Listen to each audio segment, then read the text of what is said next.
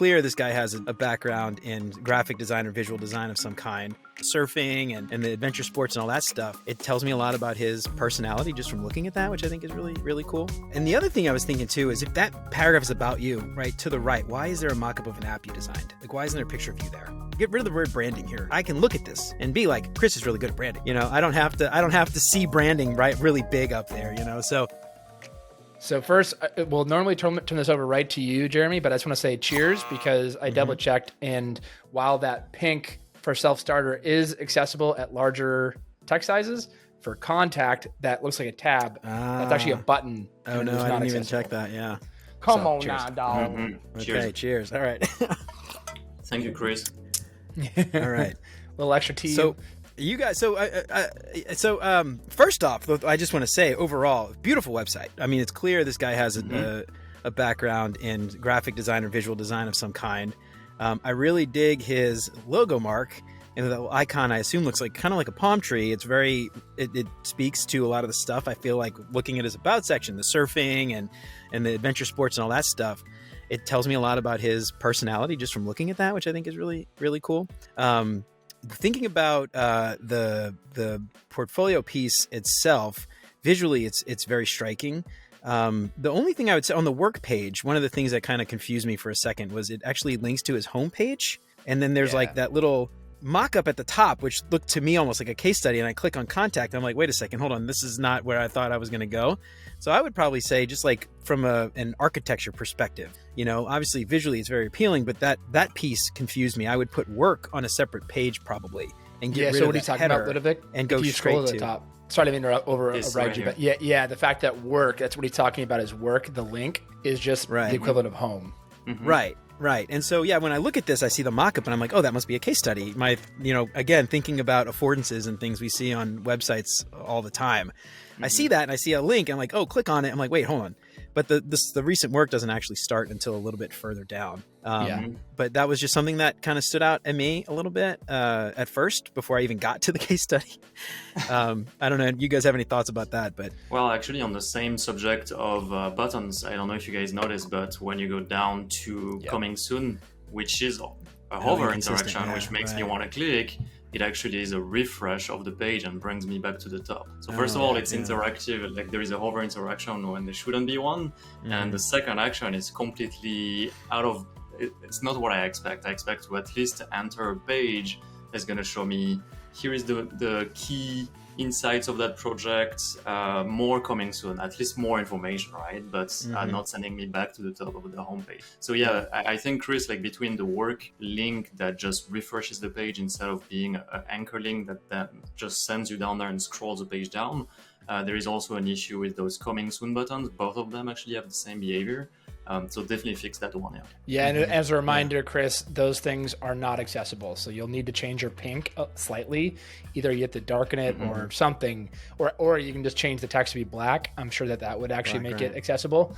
But right now it is not. Probably up the font size a little bit, maybe too, on the buttons. The button sizing is, for me, and this is a visual thing, I don't know, which is a little bit more subjective. But for me, the button text on that giant button's a little small. I feel like you could make the font size like maybe 16 point. I don't know what it is now, maybe 14.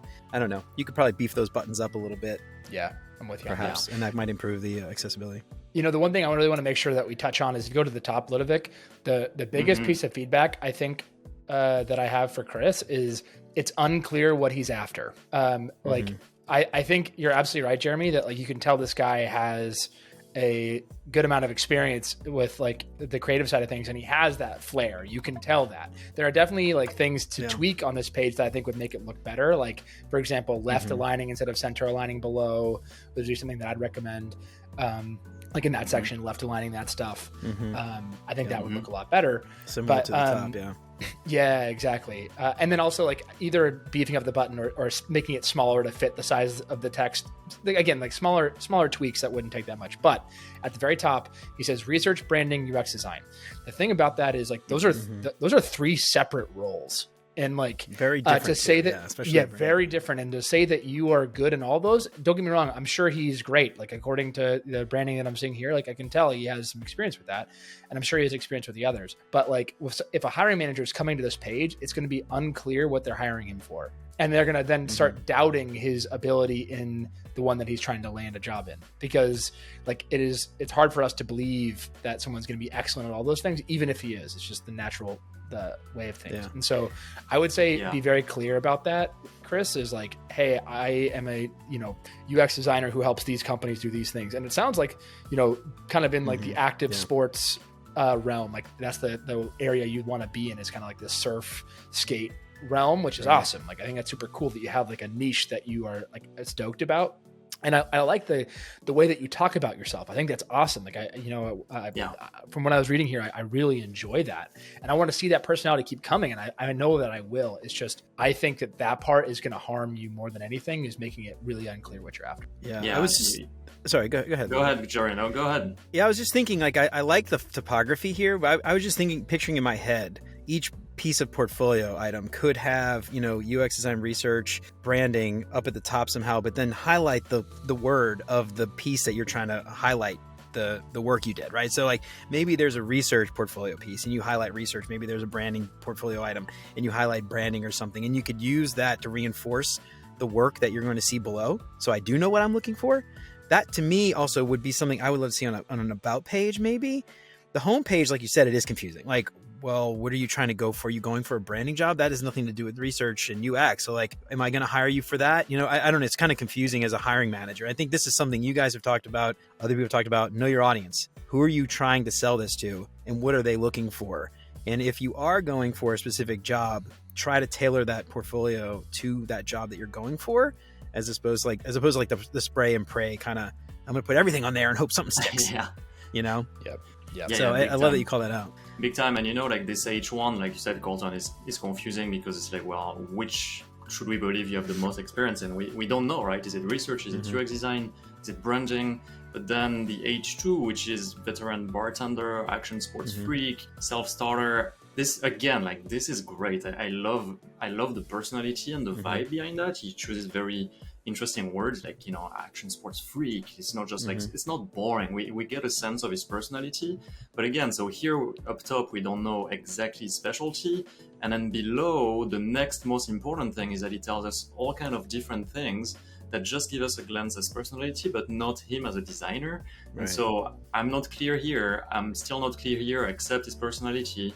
So I think that you just need Chris to reverse the hierarchy and say, okay, so what is the most important thing that I want my audience to take away, and make that big. And then maybe that personality piece that you still want to showcase it maybe like more in your paragraph text, right? Because then you already do a good job at it, like right here, right? Inspired by classic surf, skate brands. It feels like, there is so much to you as a person, and I want to see that, but maybe not as an H1 or an H2, right? Tell us who you are as a designer. Yeah, and the other thing I was thinking too is, if that paragraph is about you, right, to the right, why is there a mock-up of an app you designed? Like, why isn't there a picture of you there? Like those pictures on his about page, a lot of really awesome photos there. Yeah. That to me, I would maybe, and that's again where I feel like the header here feels more like an about page than maybe a home page. Where I want to get in the meat and the potatoes of whatever it is I'm here to sell. Yeah. You're not selling yourself, right? You're selling the skills because you're trying to get a job.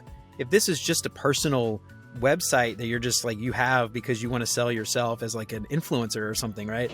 This may be a homepage, but think about the whole point. Like, why are you building this, and what is the goal? And is this an effective way to reach that goal?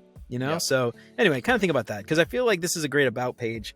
I don't know. To me, it's just sort of weird. I don't know what I'm looking at. Like when I get here, I'm like, well, what am I hiring you for? Yeah. One last thing. I know that we're over time, but just one last thing. It'll take 15 seconds. Scroll to the very bottom, Ludovic. Like, what should be on your homepage if you're looking for UX jobs are UX case studies. And this freelance graphic design makes it seem like you're after a graphic design job. And so like, don't get me wrong, it looks great. Like, this looks like something I'd see on a modern website. I'm not doubting the visual skills. What I am doubting is, what are you looking? It leaves me with more questions than answers. And this sort of thing I'd put on a completely separate page on your website, talking about freelance graphic design or just graphic design or whatever else, like previous work, something like that it's completely separate. So anyway, with all that out of the way, Jeremy, what would you give this homepage for a rating? What is it? Is it out of 5? 5 stars? Out of 5, yeah. Yep. I would give it a 3, to be honest, and not because it isn't visually striking. It's because it isn't effective. I think there's elements there that need to be improved. I think it's a great foundation for a really awesome homepage. With a little bit of tweaking, you could probably make this way more effective. I'm going to give it a 3, maybe 3.5 stars, like on its way to 4. But yeah, I feel like it needs more attention to the copy and the content more than the visual piece. Mm-hmm. Yes. Yeah, I'm gonna go for the same good to solid, just because of the fact that his personality is such a 5-star that it wheels me back in. If his personality didn't show up here, it would actually be more like either a 1 or a 2 stars, actually, because it's not clear. But it's so amazing that we have a clear sense of, okay, this dude is not boring. I want to talk to him, even though he's not clear. I almost want to talk to him, and that's it, right? Yep. So 3 to 4, Yeah, I agree with both of you on that. I would say 3 for me, so a good, and it's because it's unclear, but 100% about personality. Like, that's what makes you interested in Chris, because of all the stuff that you see. Like, I don't think it would take that much to take this from a 3 to a 5. It really wouldn't take that much. You're just some visual tweaks, fixing the contrast issues, fixing the alignment issues, and then like removing the things that aren't related to UX or whatever role he's going for. Like, that's really the main things. One other thing too, I just had a thought, is like, he's got branding really big. Like, hey, look at me, I'm really good at branding. You could get rid of the word branding here, to be honest. And like, I can look at this and be like, Chris is really good at branding. I don't have to see branding really big up there, So, unless, again, that's maybe a job I'm trying to go for, it's totally different. But especially UX design, I feel like the branding piece is probably something like, you let the page speak for itself, which it does. And that might be one of the only things it does really well here, unfortunately. But I don't know. That's my kind of take on that. Is like, I get the branding piece totally. 100% with you. I don't need to see the big word. And also, it's backed up by the fact that he's currently a creative director. Like, he's going to have exactly.